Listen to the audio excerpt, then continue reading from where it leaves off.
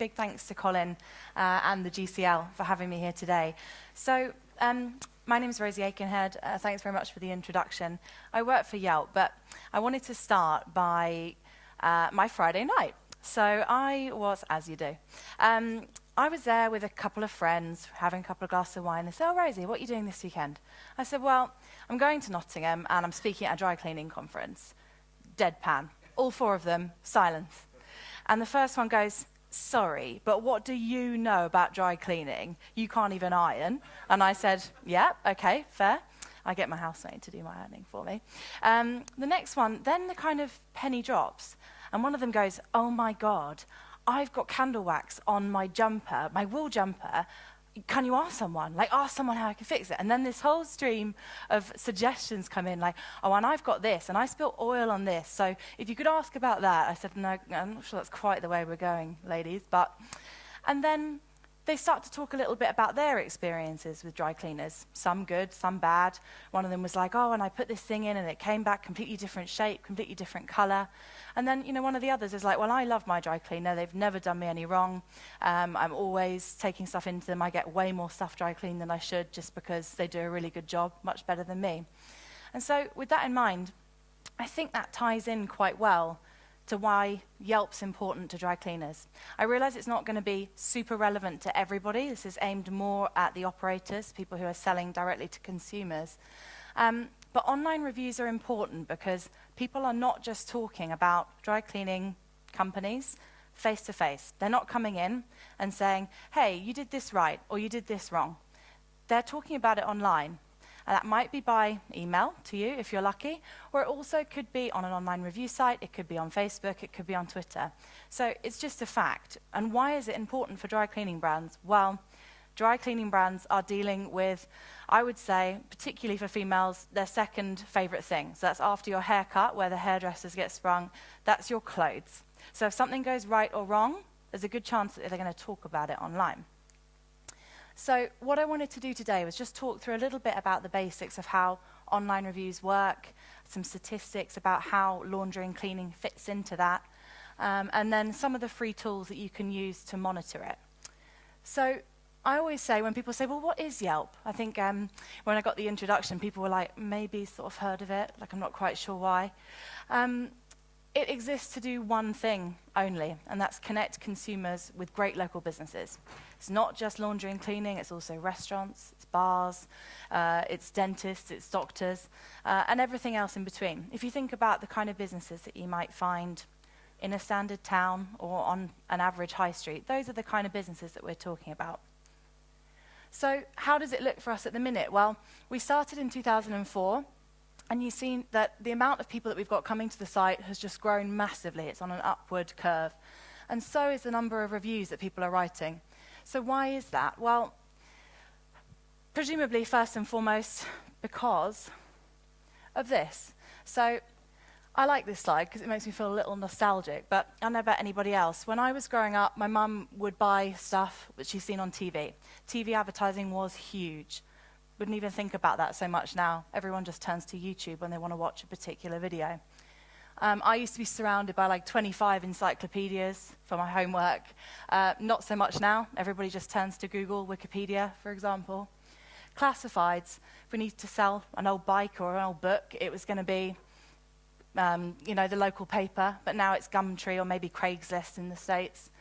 And in the same way, when we used to search for a local business, it was hands down the Yellow Pages, or I forget the name of the other directory listing that existed way back when. But we would just go, "Okay, well, I want an Indian takeaway, or I need a dry cleaners." You look it up, you get nothing apart from the telephone number and the address. So in the same way as these other sections have changed, people are now turning to sites like Yelp to get the information that they need about local businesses. I'll say as well that the Yellow Pages and Yelp are not the same company. They're not affiliated with one another. They never have been.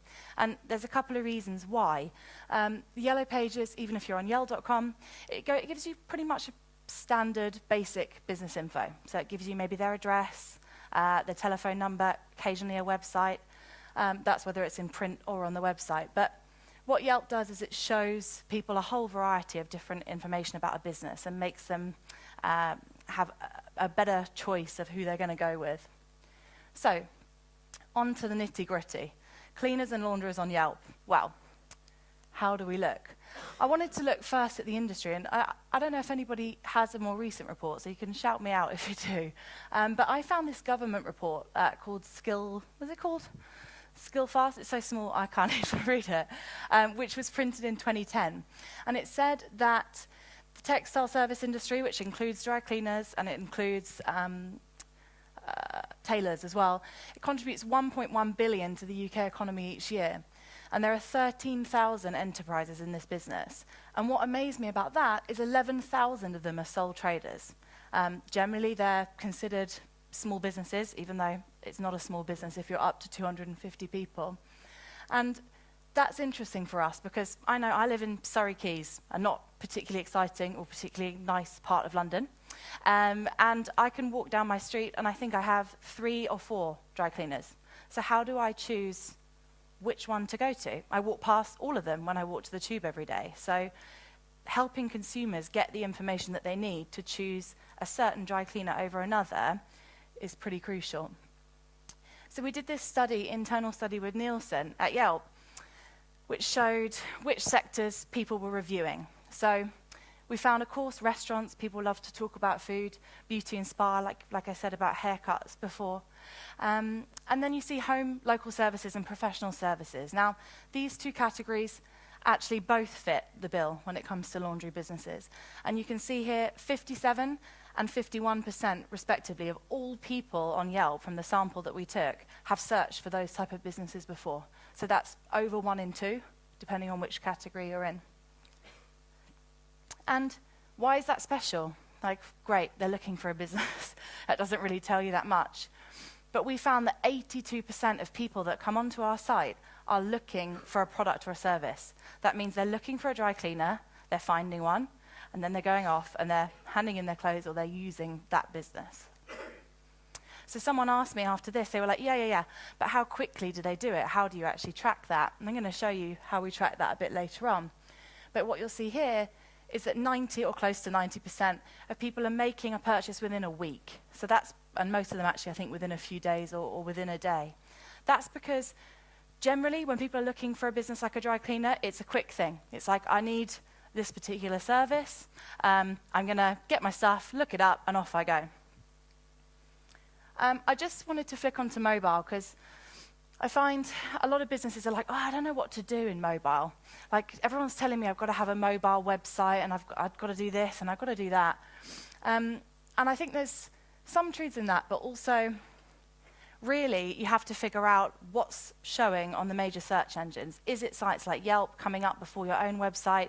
Do you even have a website? Are people finding you on it? How much traffic are you getting from it? But 64% of the UK now own a smartphone. I think that's from people aged 16 to, I think, 75. So with that in mind, we have seen, obviously, Yelp lends itself to mobile. It's very much about finding local businesses. When else are you going to want to find a local business more than when you're wandering around and you're using your phone? So 59% of all the searches on Yelp come from mobile, which is pretty huge. And every single second, somewhere in the world, a consumer is generating directions to or calling a business from the Yelp app. And I just put this in because I think it's kind of cool. We partnered with Apple. So if anybody here has an iPhone, if you look for a local business, like maybe you look for a restaurant somewhere near Nottingham or using your location-based services, you're going to see reviews that are powered by Yelp. So this kind of comes on to actually actioning this. How can I, as a business owner, really utilize free tools that are available on sites like Yelp and actually monitor what people are saying about me online? So it's very, very straightforward. Rosie's Laundry is not a real business. I'm sorry. But it's 5-star. I gave myself 5 stars for this. But if you start at biz.yelp.co.uk, this is for anybody that hasn't ever claimed their listing. If you have, you can just log back in on a login page at that address as well. But you'll get yourself set up. That'll just fill in your basic details so that people can contact you in whichever way they want to, by telephone, making sure that your address is in the right spot on the map, that kind of thing. And then you're going to come into a page that looks kind of like this. And I think it's quite cool because it's all good and well me standing here and saying, yeah, people are using Yelp to find your business. This actually shows you in real time if they are or if they're not. So here, it says user views. User views is literally the entire number of people over 30 days, 12 months, 24 months that have found your business. They've been on your business page. It's a useful stat. You can say, okay, well, people maybe are coming across me in this way. But what's even more useful is this second tab, customer leads. So customer leads are people that have just engaged that bit further with your business. So maybe they've clicked on your website, maybe they've called you, maybe they've bookmarked your page to come back to you later. A couple of hosts of different things down here. Maybe they uploaded a photo. So that's showing you people that there's a strong possibility, if you think about that 89% of people who are using it to find a product or a service, pretty strong possibility that these people are coming directly to your business. And we just did this new little tool here, which I like, which is called the revenue estimate tool. And it's really simple. Simple maths is good for me. So customer leads pretty much times by your average customer spend. So here it's like £35. You can change that and chop that out if you think your average spend's a bit higher or a bit lower. And it'll show you the approximate revenue that you can be achieving just by having what is essentially a free listing. So on to the listing. Champers here? Anyone associated with this brand? Cool. This is a really bad listing. What this shows is the most basic information that you can see. So it gives me a telephone number, it gives me an address. That's it. That's pretty much the only information that I can get from it by looking as a consumer. They've got a 3-star review, which is good. That means someone, they said they've done a good service and they're really friendly. But it's not really speaking out to me. So as an example, this is one that is filled out. This is City Dry Cleaners in London. And you can see they've gone to the effort of really putting as much information up there as possible. So yes, it's all the basic business info, and they've got a website. Website's not completely crucial by any means. And then they've got their opening hours, which is even more important. The number of times that people have turned up at businesses when they've been shut on a Sunday, because we're all here in Nottingham today maybe. It's really important to keep those up to date. At the bottom, think I've cut it off slightly, which was bad PowerPoint behavior by me. But there's a section called Describe Your Business and Meet the Owner. And that's your chance to say, okay, this is what we specialize in. These are the products we use. Things that you think consumers might care about. If somebody's looking, for example, and we mentioned in the last couple of presentations, if someone's looking for someone that's perhaps really conscious about CO2, really conscious about being green, or maybe looking for someone who does deal with very, very specific stains or something along those lines, it's great to share that because it means that person gets the information that they need and then can choose your business based on those facts. Photos.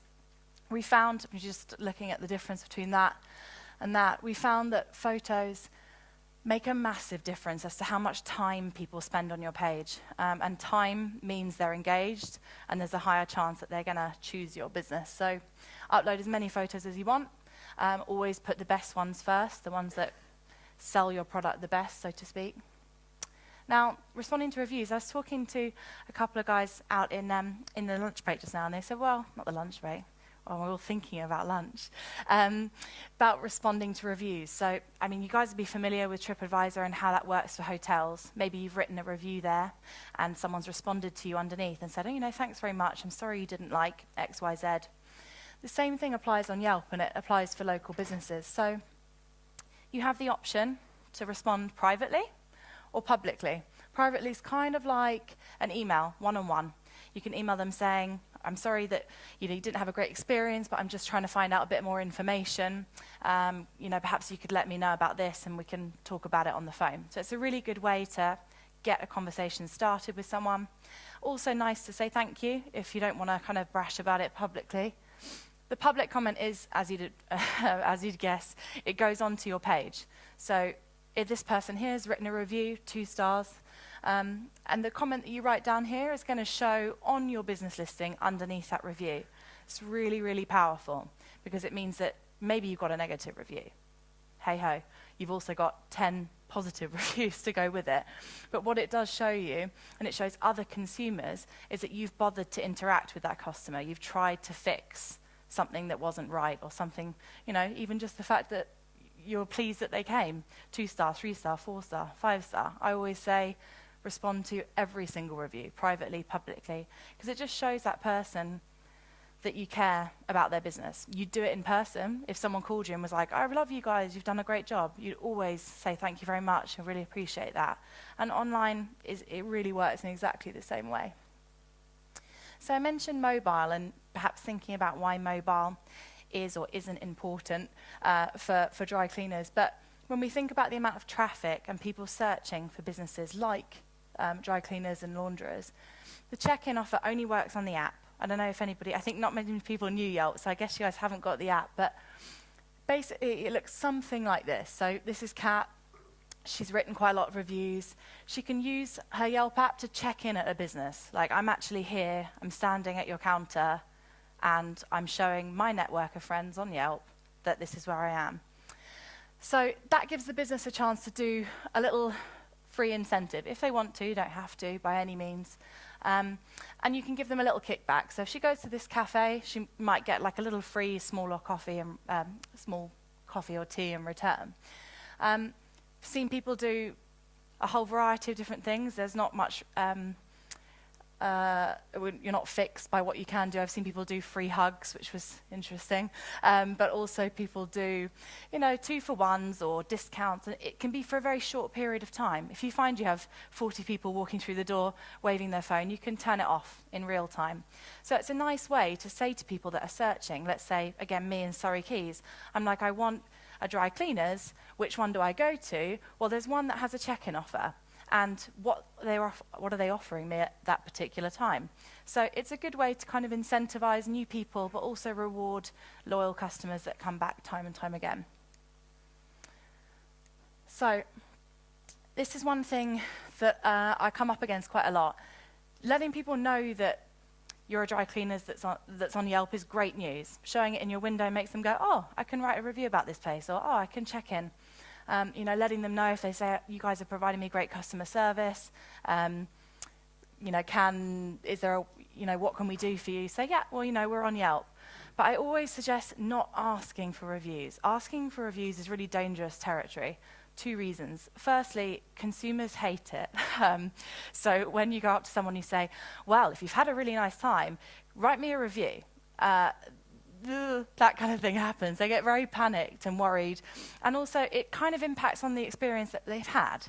We always think that the best reviews come from people that want to write them. So people that are engaged with the Yelp community, they understand why they might want to write a review. Those are the kind of people. And if you haven't got any reviews, like that first, I think I did have one, that first business that I showed, it's not the end of the world if the rest of the information's up there. If you've got your photos, you've got your opening hours, you've got everything else, there's no reason why someone still wouldn't choose that business. So, hopefully I've finished just about in time for lunch, but that's me. And I'm really happy to answer any questions about Yelp, but also social media, Facebook, Twitter, anything else along the kind of digital marketing space. Thank you for having me.